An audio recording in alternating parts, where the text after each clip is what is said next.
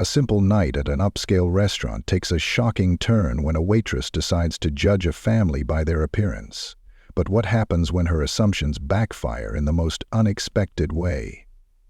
Before we dive in, let us know in the comments, have you ever witnessed someone being unfairly treated in public? The soft hum of conversation filled the air as customers enjoyed their meals beneath the golden glow of chandeliers. Plates clinked gently, silverware scraped against porcelain, and the occasional burst of laughter echoed through the high-end dining room. Everything about Elan, the exclusive French restaurant in the heart of New York City, was designed to ooze sophistication. The patrons dressed the part. Men in tailored suits, women in designer dresses, each person fitting the restaurant's unspoken yet rigid standard of who belonged. Vanessa Harper, a seasoned waitress, had worked here long enough to develop an instinct for who did and didn't. With her sleek ponytail and crisp white uniform, she moved with the precision of someone who saw herself as the guardian of the restaurant's exclusivity. She wasn't just serving food. She was curating an experience. So when the doors swung open and she spotted the black family stepping inside, her lips pressed together instinctively. They were well-dressed. Too well-dressed, actually. The man, tall with a confident posture, wore a navy blue suit that looked custom-tailored. The woman beside him, poised and elegant, had a silk blouse tucked into high-waisted slacks. And the two teenagers with them? A boy, maybe 16, in an expensive-looking jacket, and a girl, around 14, wearing diamond studs in her ears. Vanessa's gaze swept over them, her mind racing. Are they lost? She wondered. She barely noticed Charles, the host, approach them with his usual polished smile. "Welcome to Elan. Do you have a reservation?" The man nodded, pulling his wallet from his pocket. "Yes, Carter, party of 4. Vanessa felt her stomach twist. She turned sharply toward the reservation screen, eyes darting down the list. Sure enough, there it was. Carter, 7:30 p.m., VIP seating. She swallowed. Charles nodded professionally. Of course, right this way. But before he could lead them, Vanessa stepped forward, forcing a smile that didn't reach her eyes. "I'm sorry, but we have a strict dress code," she said, her voice carrying the faintest edge. The woman, whose soft brown eyes flickered with the first signs of surprise, tilted her head. "We're following it, aren't we?" Vanessa exhaled through her nose, as if weighing her next words. "Well, we typically require more traditional attire for our male guests," she said, eyeing the teenage boy's jacket. "And we tend to favor more classic footwear." The boy frowned, glancing down at his high-end designer sneakers. "They cost more than some people's rent," he muttered. His father placed a firm hand on his shoulder before speaking, his voice smooth yet unreadable. "We made a reservation. We're here to enjoy a meal. Is there an issue?" There was a beat of silence. The room wasn't quiet, but a few patrons nearby had started to take notice. Vanessa felt her heart pick up speed. Don't make a scene, she thought. She could already feel the heat of judgment, but she stood her ground. "I'm afraid I have to ask you to leave," she said, keeping her voice calm, professional. The woman's lips parted slightly, as if in disbelief.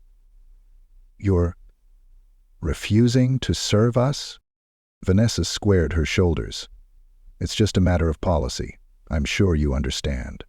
For a long moment, nobody spoke.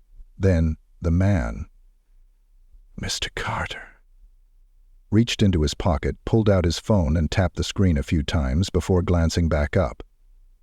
"All right," he said. "We'll leave." Vanessa's shoulders loosened with relief as she watched them turn toward the door. She expected anger, protest.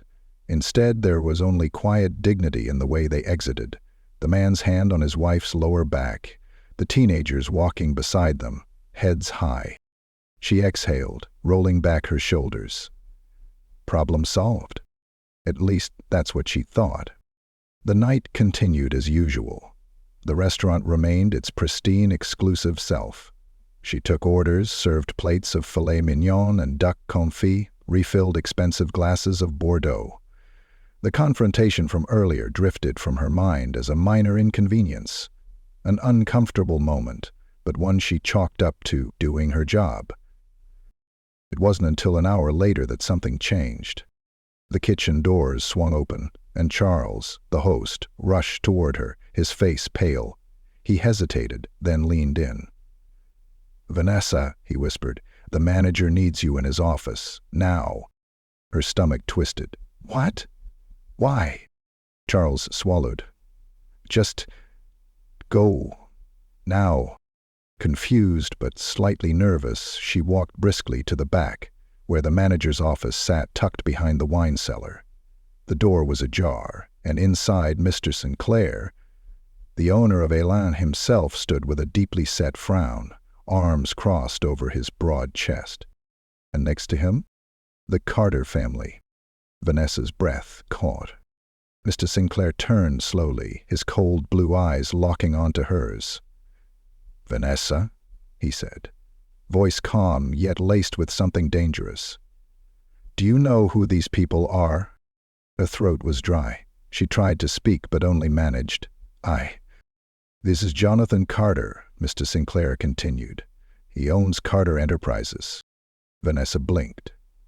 The name sounded familiar, but it wasn't until Mr. Sinclair's next words that her blood ran cold. "The company that owns this restaurant." The room swayed.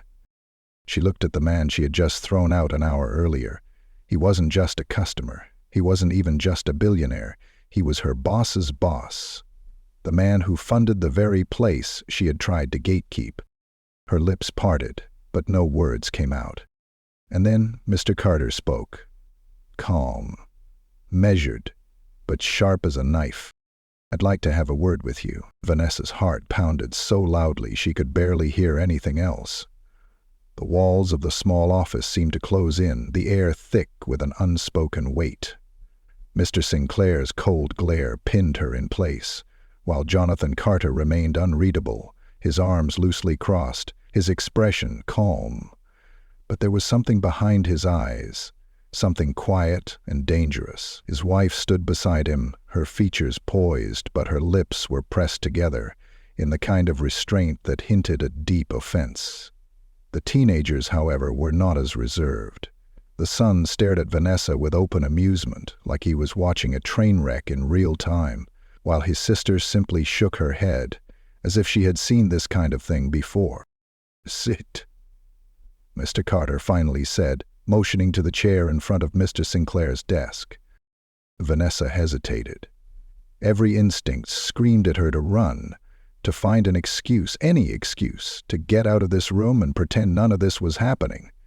But there was no way out, not when her boss's boss was standing in front of her, watching her with the kind of patience that felt more like a countdown.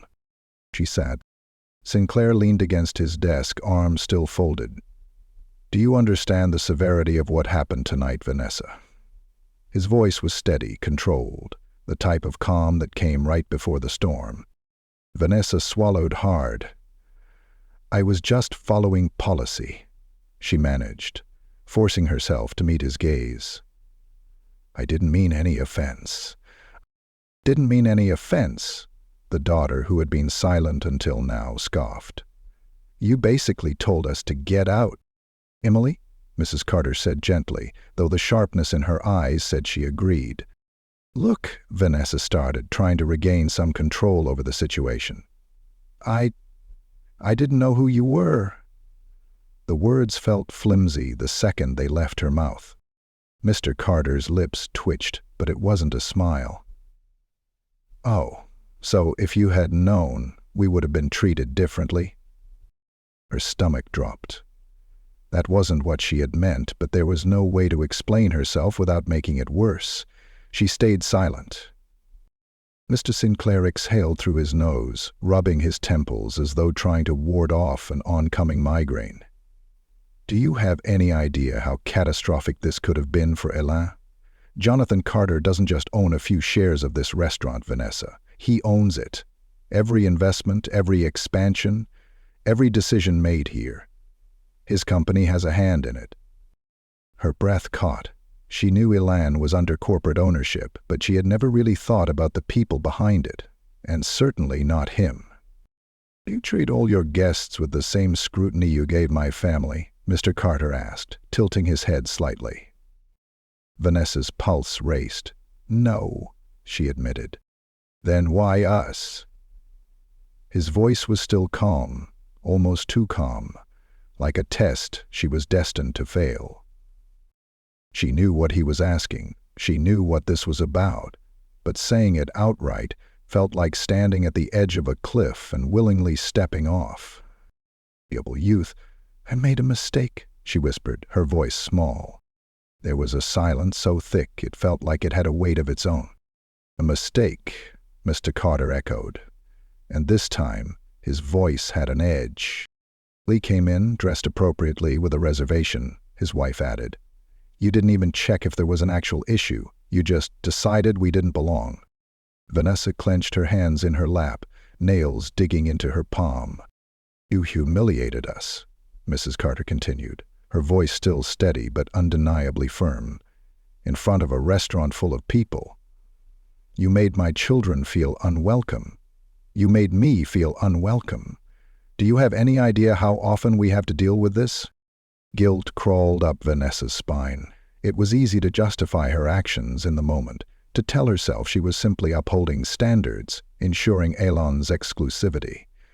But sitting in front of them now, seeing the exhaustion in their eyes, she realized just how much damage she had caused in a single moment of unchecked bias. Vanessa started but stopped. What could she say? That she was sorry? That she hadn't meant it?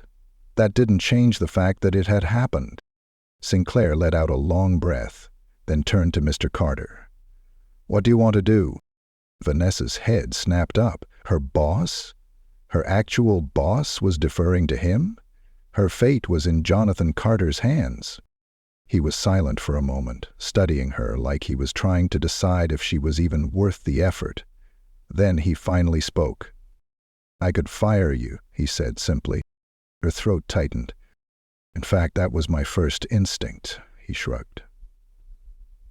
"You cost us our evening. You embarrassed my family. You made it clear that despite paying for an establishment like this, we still have to prove we belong." He paused, his eyes narrowing slightly. "And yet I don't think firing you is the right move." Vanessa blinked, barely processing his words. He leaned in slightly, resting his hands on the desk.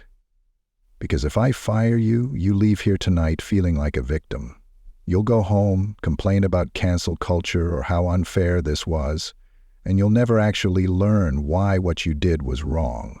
You'll just go somewhere else and do it again." Vanessa swallowed. "Salon," he continued. "You're not fired.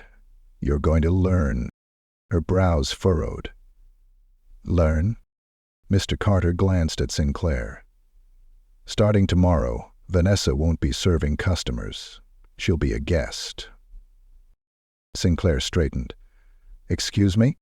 "I want her to experience Elan from the other side," Mr. Carter said. "Not as a waitress. As a customer, and not just once, for a week. Breakfast, lunch, dinner. No uniform. No access to the staff areas. Just sitting, ordering, waiting, and watching." Vanessa's eyes widened. I can't afford that." "Oh, don't worry," Mr. Carter said smoothly. "I'll cover it." A lump formed in her throat. This wasn't just about making her see things differently. This was about forcing her to understand what it felt like to be under someone else's judgment, to be observed, questioned, scrutinized. "Every interaction you've had with a customer," he continued, "you'll experience firsthand, and at the end of the week, we'll have a conversation about what you learned." His eyes darkened slightly. "And then I'll decide whether or not you keep your job." Vanessa's stomach turned.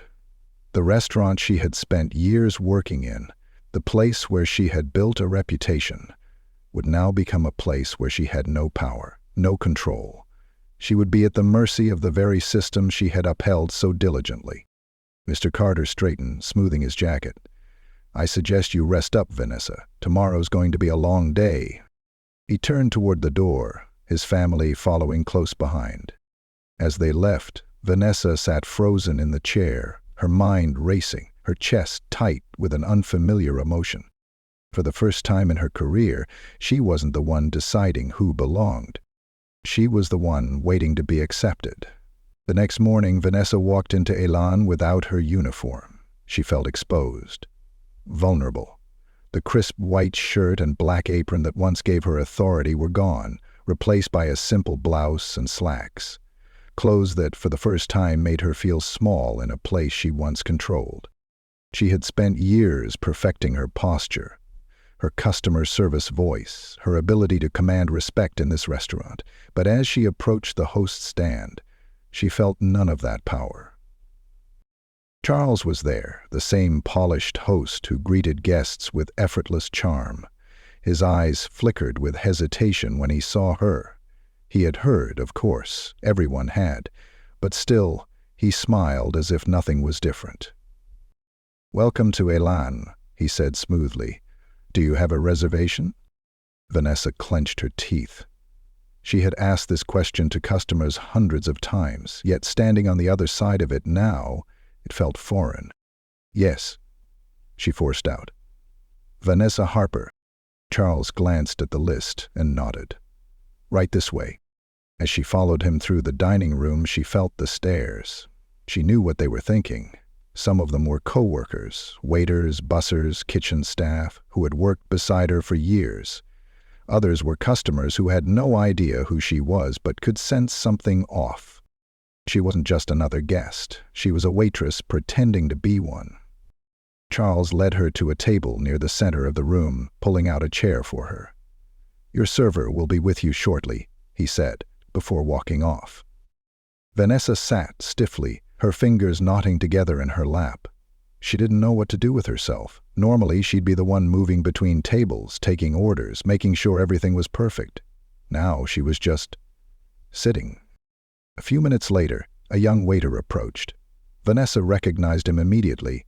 Miguel, one of the newer hires. "Good afternoon," he said, his voice polite but distant. "Can I start you off with something to drink?" Vanessa hesitated.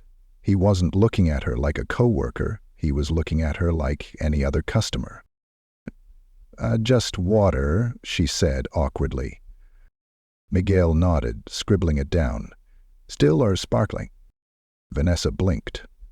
"What?" "Still or sparkling?" Miguel repeated, his tone remaining neutral. "I'll still." He nodded again and walked off, leaving her sitting there with a strange, sinking feeling in her chest. She had never realized how impersonal these interactions were, how cold they could feel when you weren't on the other side of them. The minutes dragged on. She had always assumed customers exaggerated when they complained about waiting for service, but now, as she sat there alone, she understood. The dining room felt like a stage, and she was trapped at the center of it, invisible until someone decided to acknowledge her. Miguel returned with her water and placed it in front of her without much thought. "Are you ready to order?" Vanessa's throat was dry. She hadn't even looked at the menu. Yeah," she said, flipping it open hurriedly. The words blurred together. This was ridiculous. She had been working here for years. She knew this menu inside and out. She had recommended dishes to hundreds of customers. And yet, under Miguel's expectant stare, she suddenly felt overwhelmed. She forced herself to focus. "I'll have a duck confit." Miguel nodded. "Would you like a side with that?" Her fingers curled against the edge of the menu. She didn't even know how to answer. "What do you recommend?" she asked, almost instinctively. Miguel barely hesitated. The truffle mashed potatoes complement the duck well. Vanessa felt a strange pang in her chest. She had said almost the exact same thing to customers before. She nodded. "I'll get that." Miguel jotted it down and walked off. Vanessa let out a slow breath. The discomfort only grew as the meal went on. She noticed things she had never paid attention to before. The way some servers avoided eye contact with certain tables, the way guests with a certain look were treated differently. She saw how small delays, things she once dismissed as insignificant, made customers feel ignored. She noticed the way staff judged patrons in subtle ways, the side glances, the forced smiles, the quiet sighs of frustration. And she realized, with stomach-churning clarity, that she had done all of it herself. When her meal finally arrived, she barely had an appetite. She picked at the duck, her mind spinning, replaying every time she had subtly treated a guest differently. How often had she dismissed someone because of a first impression? How often had she assumed she knew who belonged here and who didn't? A part of her wanted to believe she wasn't as bad as others, that she wasn't the worst offender. But wasn't that the same excuse she had always rolled her eyes at?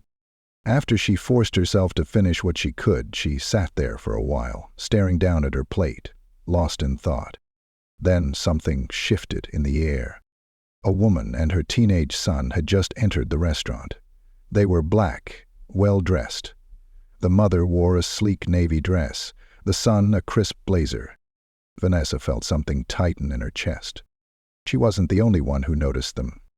At the host stand, she saw another waitress, Isabel, eyeing them with the same scrutiny Vanessa herself had once used. There was hesitation in her posture, an uncertainty in her eyes. Vanessa held her breath. It happened in slow motion. Isabel took a step toward them, lips parting as if to say something that Vanessa already knew was a version of, "Are you sure you belong here?" But before she could speak, Charles, the host, stepped in smoothly, smiling warmly at the mother and son. "Welcome to Elon," he said, his voice even. "Do you have a reservation?" The mother nodded. "Yes. Under Jameson." Charles checked the list and nodded. "Right this way." Isabel hesitated for half a second, then quickly moved on, tending to another table. Vanessa exhaled. It wasn't perfect, it wasn't a victory, but it was something. By the time she left Elan that evening, she felt like a different person. The restaurant was still the same, the chandeliers still gleamed, the scent of truffle and wine still lingered in the air. But for the first time, Vanessa truly saw it for what it was. Not just a place of luxury, not just an exclusive dining experience, but a place where judgment, bias, and exclusion had been woven into its very fabric. And she had been a part of it. She didn't know if Jonathan Carter would let her keep her job. But for the first time, she wasn't thinking about that. She was thinking about the next time someone walked through those doors, and what she would do differently.